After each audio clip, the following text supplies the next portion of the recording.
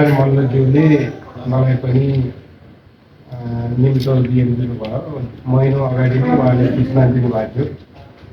मसँग व्यक्तिगत रूपमा पनि योभन्दा पहिले पनि धेरै पटक छलफल पनि भइसकेका थियो। हामी जेपी स्कुलमा पनि एकतर होइन एकताका यसरी विद्वज्जनहरूको बिचमा पनि यसरी एकदमै एउटा मन्तव्य कार्यक्रम छलफल चिन्तनको विषयको रूपमा त्यो सम्पन्न भएको थियो। आज पनि त्यसकै उहाँको एउटा सदिच्छा भनौँ अथवा चाहिँ दीर्घकालीन रूपमा उहाँको एउटा यो पर्व सुधार सम्बन्धी गहिरो अध्ययन पनि छ, रिसर्च पनि छ।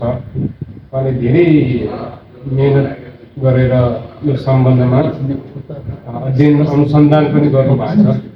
त्यसको लागि हामीले उहाँलाई उहाँको जुन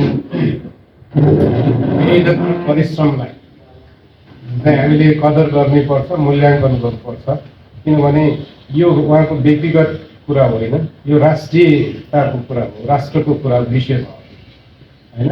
अब यो पर्व सुधार सम्बन्धी यो ज्योतिष अथवा नक्षत्र अथवा भनौँ न यो शास्त्रीय सम्बन्धमा म यो एक दुईजना भिक्षुको आफ्नो व्यक्तिगत अध्ययन अनुसन्धान त्यति गहिरो छैन होइन। त्यही भएर यो सम्बन्धमा यसभित्रका गहिरो पक्षलाई चाहिँ मैले वकालत गर्न म सामर्थ्य पनि छैन। तर मेरो एउटा जेनरल नलेज अथवा एउटा मैले बुझेको जुन एउटा साधारण मेरो बुझाइ अनुसार हाम्रो पूर्वी देशलाई चाहिँ स्पिरिचुअल इस्ट भनिन्छ कि आध्यात्मिक पूर्व भनेर चाहिँ एउटा उखान पनि अथवा एउटा उपाधि नाम छ। र वेस्टर्न कन्ट्रीहरूलाई म्याटेरियल वेस्ट भन्छ। यो स्पिरिचुअल इस्ट र म्याटेरियल वेस्ट भनेर चाहिँ यो गोलार्धलाई पृथ्वीलाई दुई भागमा यसरी बाँडेको चाहिँ पाइन्छ। यो पूर्वीय गोलार्धलाई चाहिँ स्पिरिचुअल अथवा चाहिँ आध्यात्मिक भनेर किन भनियो त भन्दाखेरि हाम्रो पूर्वीय गोलार्ध जति पनि यो एसियाटिक देशहरू छन्, विशेष नेपाल भयो, भारत, श्रीलङ्का होइन, अब अरू देशहरू भयो, हामी चाहिँ यो हजारौँ वर्षदेखि हाम्रो मूल्य मान्यता, हाम्रो सभ्यता, हाम्रो परम्परा, हाम्रो विशिष्ट खालको छ।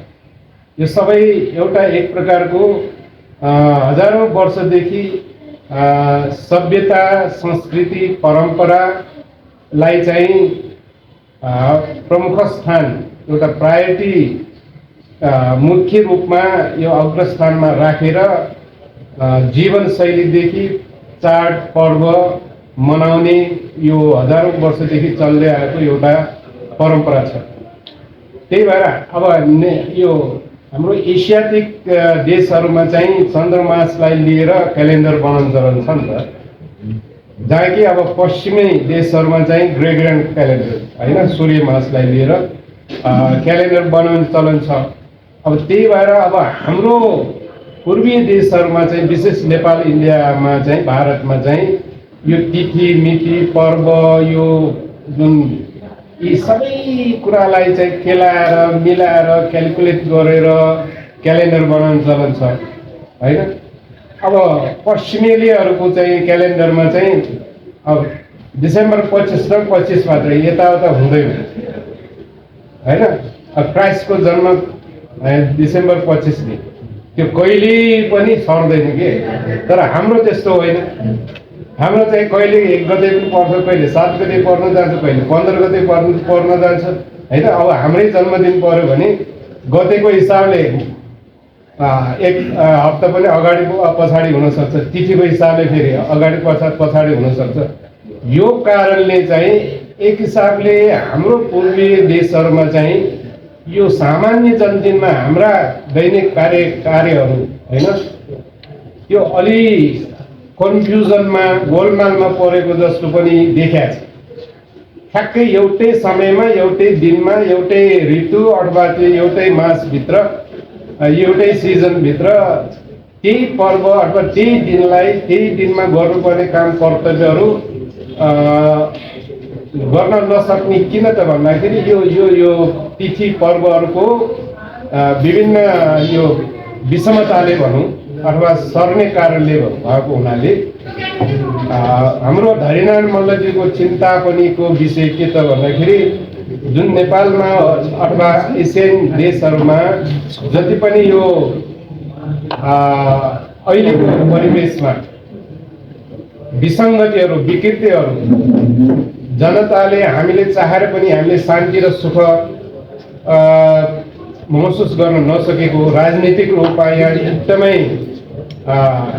परिवर्तन भइरहने सांस्कृतिक र शैक्षिक रूपमा पनि यहाँ एकदमै परिवर्तन भइरहने र यो धार्मिक रूपमा पनि हाम्रो सदियौँ हजारौँ वर्ष पुरानो यो सभ्यता संस्कृतिको मूल भएको विशिष्ट खालको चाहिँ हिन्दू र बुद्ध धर्मको चाहिँ एउटा सभ्यताको उद्गम स्थल भएको अझ नेपालमा आज आएर चाहिँ यहाँ हत्या र हिंसाको चाहिँ बढ्दो प्रभाव छ होइन।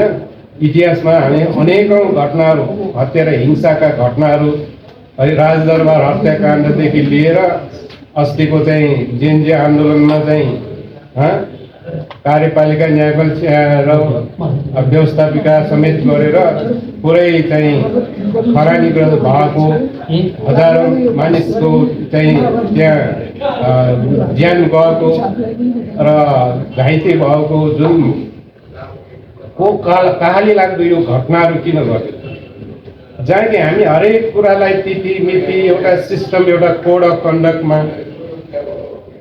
गर्ने चलन हुँदा हुँदै पनि यसरी हामीले नसोचेको यो एकदमै विस्मयकारी एकदमै हामीलाई चाहिँ सोच्नै नसके अप्रत्याशित घटनाहरू चाहिँ यहाँ किन घटिन्छ यो विषय चाहिँ हामीले सोच्नु जरुरी छ। यहाँ कुनै यहाँ यो भित्र चाहिँ कुनै कालक्रम अथवा चाहिँ तिथिमिथि अथवा चाहिँ विषय यो बिचमा चाहिँ केही त्यस्तो हेरफेर भएको कारणले हो कि भन्ने कुरा पनि यहाँ हामीले राख्न जरुरी छ। किनभने मेटेरियल वेस्टमा अब पश्चिमीहरूको जीवनशैली भनेकै भौतिकवादी जीवन शैली भोगको जीवन त्यहाँ छ होइन। भौतिक रूपमा चाहिँ जति चाहिँ सुख सुविधा भोग्ने जीवनशैली त्यहाँ छ उनीहरूलाई चाहिँ तिथि पर्व चाहे यो संस्कृति सभ्यता परम्पराको मूल्य मान्यता छैन। त्यही भएर जे मन लाग्यो त्यो गर्न सक्ने भोगवादी संस्कृति छ चाहिँ त्यहाँ है भोगवादी संस्कृति। तैपनि उनीहरू चाहिँ अब हाम्रो पूर्वीय देशहरूभन्दा सम्पन्न होइन सुविधा सम्पन्न र हरेक कुरामा भनौँ न विज्ञानमा त्यस्तै विभिन्न प्रविधिमा भौतिक रूपमा सम्पन्न किन भयो अनि हाम्रो पूर्वी देशमा जन्मेका हामी ती भोगवादी मेटेरियल वेस्टमा जानको लागि मरिहत्ते किन गर्छन् जहाँ कि हाम्रो पूर्वी देशहरूमा हामीलाई कति यो प्रकृतिले र हाम्रो धर्म र संस्कृतिले एउटा दिव्यमय जीवनशैली एउटा आनन्ददायक जीवनशैली एउटा सुखको जीवनशैली दिँदा दिँदै पनि आज आफ्नै मातृभूमिलाई छोडेर हामी त्यो पश्चिमी देशहरूमा अथवा चाहिँ भनौँ न मध्यपूर्व देशहरूमा जानको लागि चाहिँ तत्पर हुनुपर्ने त्यहाँ मर्यादा गर्नुपर्ने किन त भन्दाखेरि केही न केही यहाँ हाम्रो कमी कमजोरी छ होला भन्ने कुरा हामी सोच्न बाध्य छ कि। त्यही भएर यहाँ मैले के भन्नु खोजेको भने हाम्रो देश आध्यात्मिक केन्द्र भएर पनि बुद्ध भूमि देवभूमि ऋषिमुनिहरूको भूमि भएर पनि छैन। अब सगरमाथा जस्तो विश्वकै एउटा ऊर्जाको केन्द्र मात्र होइन विश्व शिखरको चाहिँ देश भएर पनि यहाँ विरोधाभासका धेरै मूल्य मान्यताहरू भएको कारणले हो कि यो कुरामा पनि हामीले ध्यान दिनु जरुरी छ कि। किनभने एकतर्फ हामीले संसारलाई सर्वे भवन्तु सुखिनः सबै भवन्तु निरामया भन्छौँ, सबै वरदानी पश्यन्तु मातृहस्ती दुःख भाग्दैन भन्दा भन्दै पनि दसैँमा हजारौँ चाहिँ हामी राँगो काट्ने र रगतको खोलो बगाउने, शक्तिपीठहरूमा चाहिँ पशु पक्षी लगायत राँगो खसी बोकाहरू चाहिँ भोग दिने, अनि गढीमाई जस्तो ठाउँमा पनि हजारौँ भोग दिने र त्यो राँगो काट्ने जुन तरिका जुन पर्व हो। अब यो परम्परा हुन सक्छ, तर ती अबोध पशु पक्षीहरूको प्राणघात हुँदाखेरि त्यो मर्ने अवस्थामा उनीहरूको त्यो विचलित स्वभाव भएले आक्रान्त स्वभाव, उनीहरूको त्यो बेलाको चाहिँ मानसिक स्वभाव कस्तो होला हामीले बुझ्न सकेका छैनौँ के। सायद हाम्रो देश धार्मिक र आध्यात्मिक केन्द्र हुँदाहुँदै पनि त्यो अबोध पशु पक्षीको बलि र हत्याको कारणले सायद त्यो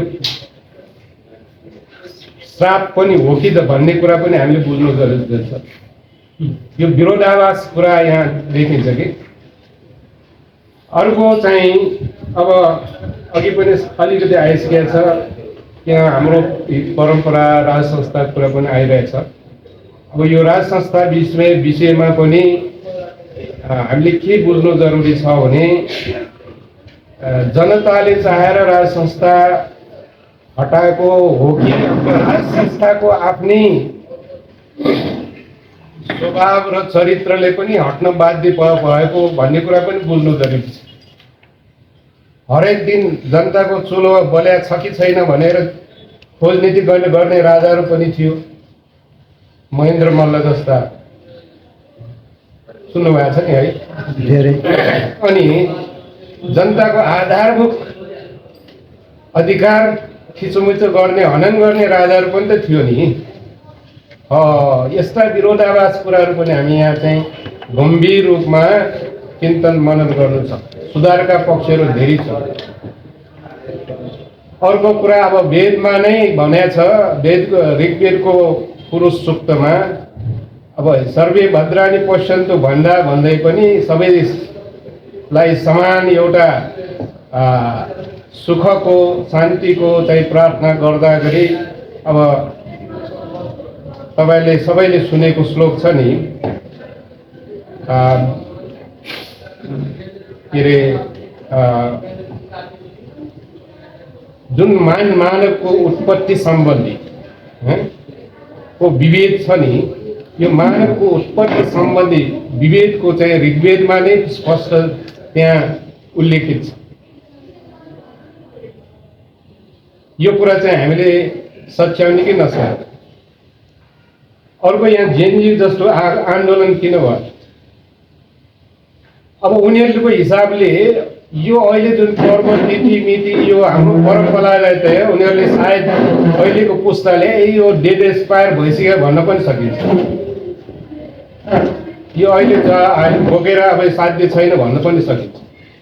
तर ग्लोबलाइजेसनको नाममा हरेक कुरा यहाँ हाम्रो हजारौं वर्ष पुरानो सभ्यता, संस्कृति, मूल्य, मान्यता, हाम्रो शैक्षिक पद्धति थियो, त्यसलाई चाहिँ डोमिनेट गरेर पश्चिमी सभ्यता, संस्कृति र शिक्षा यहाँ हावी भयो कि।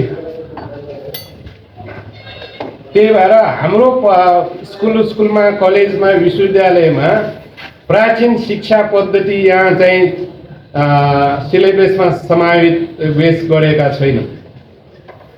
हाम्रो धर्म र संस्कृतिलाई अनिवार्य विषयको रूपमा यहाँ चाहिँ पठन पाठन गरिँदैन।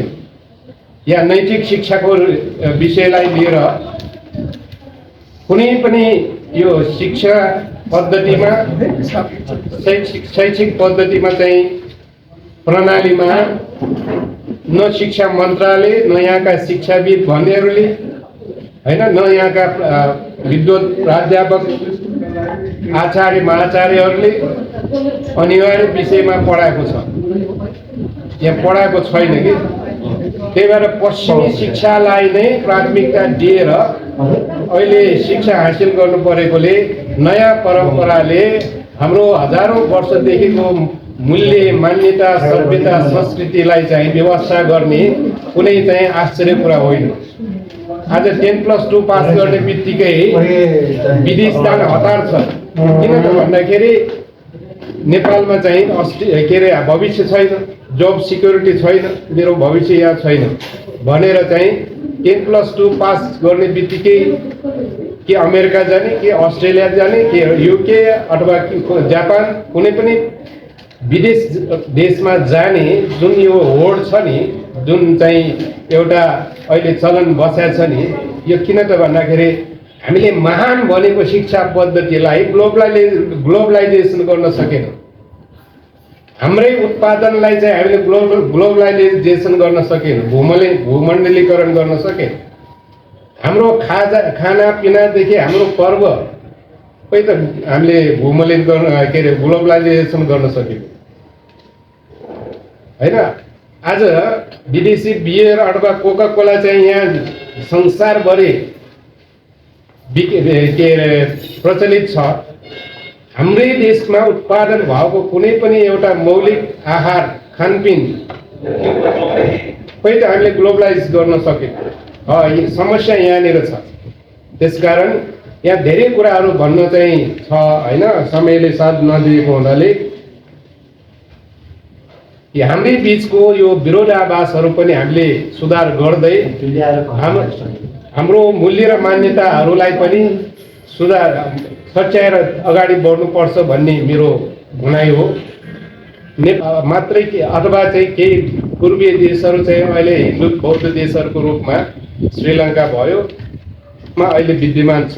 तर हामीलाई इतिहासमा अध्ययन गर्दाखेरि पूर्वीय बौद्ध हिन्दू सभ्यता र देशहरू थिएनन्।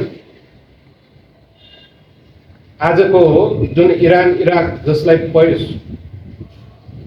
पुरानो भाषामा पर्सिया भनिन्थ्यो, त्यो पर्सिया भन्ने देशमा मुक्ति प्राप्त भएका बुद्ध हाम्रो बुद्धको भाषामा अरहन्त भन्ने अरहन्त भिक्षुहरू थियो इरानमा। र श्रीलङ्काको प्रसिद्ध एउटा चैत्य छ स्वर्णमाली चैत्य भनेर अनुराधपुर। त्यो अनुराधपुर चैत्य भनेको पहिलो शताब्दीमा त्यहाँको जुट्ठगाम्ने राजाले चाहिँ स्थापना गरेको। त्यो चैत्यको चाहिँ के अरे शिलान्यास कार्यक्रममा पर्सियादेखि अरहत भएका मुक्ति प्राप्त भिक्षुहरू चाहिँ सहभागी भएको थियो भन्ने कुरा त्यहाँको इतिहास ग्रन्थ महावंशमा उल्लेख छ। भनेको इरानदेखि बौद्ध भिक्षुहरू आएको थियो। इरान इराक भनेको पहिले पूर्वीय बौद्ध देश भन्ने बुझिन्छ होइन। इन्डोनेसिया आज आएर मुस्लिम देशमा परिणत भएको छ। तर त्यहाँको शब्दहरू वर्ड्सहरू हेर्नुहोस् त, सुहर्तो सुकर्नो भन्ने शब्दहरू त्यो सबै संस्कृत शब्द होइन। सुहर्तो भने के? राम्रो हृदय भनेको। सुकर्नो राम्ररी सुन्ने भनेको। नाम चाहिँ संस्कृत। अनि त्यहाँको चाहिँ अहिले पुरा मुस्लिम जीवनशैली मुस्लिम धर्मको चाहिँ डोमिनेन्स छ नि होइन। बङ्गलादेश बुद्धको पालामा 16 जनपद मध्येको एउटा, त्यो बेला वङ्ग देश भनिन्छ। अङ्ग मगध वङ्ग भनेर तपाईँको बौद्ध अध्ययन इतिहास पढ्नुभयो भने 16 जनपद भनिन्छ। तीमध्ये अहिलेको बङ्गलादेश वङ्ग देशको रूपमा चिनिन्छ। त्यो बङ्गलादेशीलाई अहिले पनि वलाई वो उच्चारण गर्न सक्दैन कि, त्यसबाट ब हुन्छ उनी। वलाई वो भन्न नसकेर बङ्ग भनेको। त्यो पहिले वङ्ग देश थियो। त्यो वङ्ग देश बुद्धको पालाको एउटा प्रसिद्ध एउटा जनपद थियो। पछि मुस्लिम आक्रमणबाट त्यो चाहिँ अहिले आएर मुस्लिम देशमा परिणत भयो। नालन्दाको इतिहास थाहा छ है तपाईँले? नालन्दा भनेको विश्वकै पहिलो उत्कृष्ट विश्वविद्यालय, बौद्ध विश्वविद्यालय। 11औं शताब्दीको अन्त्यतिर यो मुस्लिम आक्रमणबाट खरानी भयो। 6 महिनासम्म आगो बलेर चाहिँ धुवा आइरहेको थियो भन्ने कुरा चाहिँ वार्ता छ हैन। आज आएर ती सभ्यता ती शैक्षिक केन्द्रहरू कहाँ गयो हैन। त्यस्तै मलेसिया भयो, यस्ता देशहरू पूर्व अब अफगानिस्तानै भयो। अफगानिस्तान भनेको त मध्यपूर्व एसियाको सिल्क रोडमा पर्ने बौद्ध सभ्यताको केन्द्र।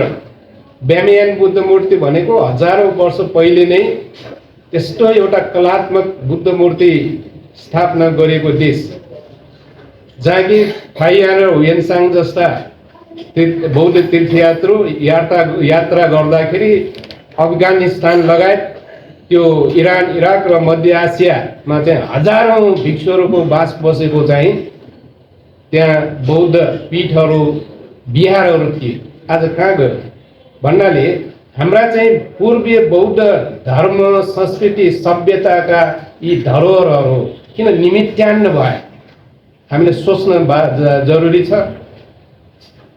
अहिले नेपालमा मात्रै जेन तेन यो चाहिँ सुरक्षित भइरहेको छ। यसलाई चाहिँ हामीले जगेर्ना गर्नु त हाम्रो प्राथमिकता हो।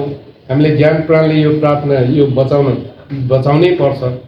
तर पनि यो हरेक इतिहासमा चाहिँ यसरी सभ्यताहरू चाहिँ निमित्यान्न हुने कारण के रहेछ त भन्दाखेरि म चाहिँ दुईटा कारण देख्छु। एउटा आन्तरिक कलह र अर्को चाहिँ बाह्य आक्रमण।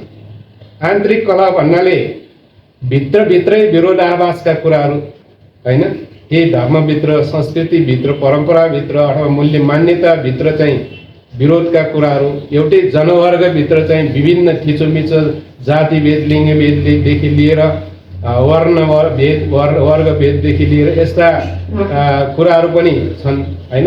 अब राजाको तपाईलाई मैले किन भने तपाईँ नै विज्ञ हुनुहुन्छ, राजाको परिवार के अरे डेफिनेसन भनेको जनम रञ्जेति राजा भन्ने हो नि। के भनेको त जनतालाई सुखी र खुसी पारेर पालन गर्ने नै राजा। इतिहासमा त्यस्ता राजाहरू पनि थिए नि। त्यसकारण राजा चाहिन्छ भन्दै पनि राजाको उपयोगिता, राजाको हामीले ठेट सही परिभाषा पनि बुझ्नु पर्यो र राजाको काम, कर्तव्य, अधिकार पनि बुझ्नु पर्यो। नेपालमा पनि राजा छ नि, ब्याङ्कक के अरे थाइल्यान्डमा पनि राजा छ, अहिले जापानमा पनि त राजा छ, नर्वेमा पनि छ नि त। यहाँको राजाको भूमिका र थाइल्यान्डको राजाको भूमिका, जापानको राजाको भूमिका अनि त्यो नर्वेको भूमिका यसरी अध्ययन गरौँ न त। राजा चाहिन्छ मात्र भनेर हुन्छ? थाइल्यान्डको राजालाई त्यहाँ जनताले दिने सम्मान, ज्यान समेत दिन तयार किन त? त्यहाँ राजाको भूमिका के कस्तो छ भन्ने कुरा पनि बुझ्नु पर्यो कि। यसरी हामीले बुझ्दाखेरि हामी भित्रका कमी कमजोरी र विरोधाभासका कुराहरू पनि हामीले सच्याउनु पर्यो। र अर्को चाहिँ बाह्य आक्रमण जुन अहिले कुरा उठ्यो नि, यहाँ धर्मान्तरको कुरा आइरहेछ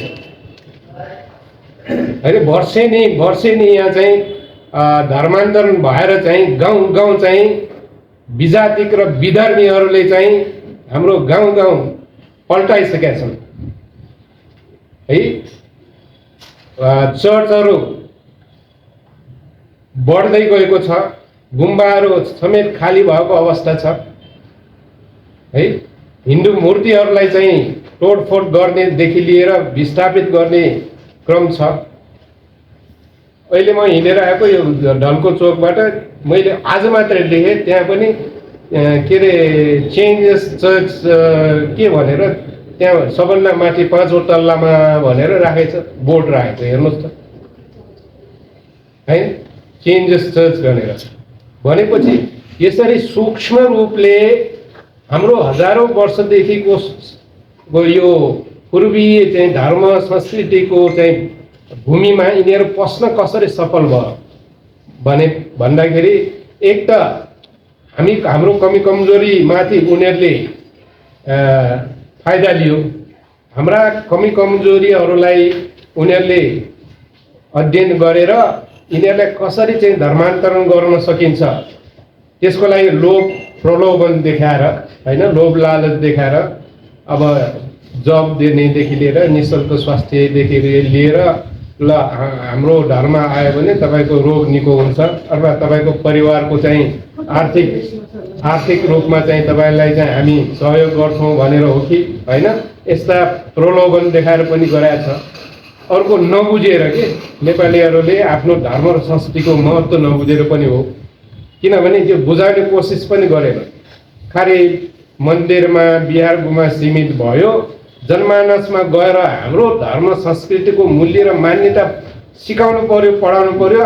न अहिले अघि पनि मैले भने न हाम्रो शिक्षा पद्धतिमा छ भन्ने बेला नैतिक शिक्षा पढाउनु पर्यो, नैतिक शिक्षा पढाउनु पर्यो भनेर अब मलाई पनि व्यक्तिगत रूपमा धेरैले भनेछ, भन्दैज्यू हाम्रो बालबच्चाहरू नराम्रो भयो, बानी खराब भयो, उनीहरू आमा बुवालाई चाहिँ अब पहिलेदेखि तेर्दैन, उनीहरू नराम्रो भयो भन्दै हरेक स्कुल कलेज विश्वविद्यालयमा चाहिँ खोइ त एउटा अनिवार्य विषयको रूपमा पढायो। यहाँ त सरकारी हाम्रो मन्त्रीज्यूहरू के अरे माननीयज्यूहरू पनि छन् होइन। शिक्षा मन्त्रालय छ, शिक्षा मन्त्रालयले मोरल साइन्स अथवा मोरल एजुकेसनलाई चाहिँ एउटा अनिवार्य विषयको रूपमा खोइ त अहिलेसम्म चाहिँ पास गरेको। त्यसकारण यी कारणले गर्दाखेरि हामी हजारौं वर्षदेखि यस्तो भव्य र दिव्य मूल्य मान्यता भएर पनि पश्चिमी सभ्यता शिक्षा हरेक कुरा चाहिँ हावी हुनुको पछाडि हाम्रो मूल्य मान्यता एक त हामीले बुझेनौँ र यसलाई जगेर्ना गर्नको लागि केही एउटा मेकानिजम संयन्त्र नै भएन, न राज्यबाट भयो न निकाय कुनै पनि एउटा स्थानीय निकायबाट भयो। अर्को चाहिँ बाह्य चाहिँ आक्रमणलाई चाहिँ रोक्नको लागि, यो धर्मान्तरणको विषयलाई रोक्नको लागि हाम्रो मेकानिजम के छ भनेर पनि हामीले त्यस्ता केही कार्यक्रमहरू चाहिँ तर्जुमा गरेको छैन। त्यति भनेर चाहिँ आजको यो जुन बसाई यो छलफल कार्यक्रममा हामीले सोचेको विशेष त हाम्रो हरिनाल मल्लजी उहाँ जस्तो चिन्तक गम्भीर विषयमा उहाँले जुन अहिले यो अभियानमा लाग्नु भएको छ त्यो अभियान चाहिँ सफलीभूत होस् भन्दै मेरो विचार यही टुङ्ग्यो। सबैलाई धन्यवाद।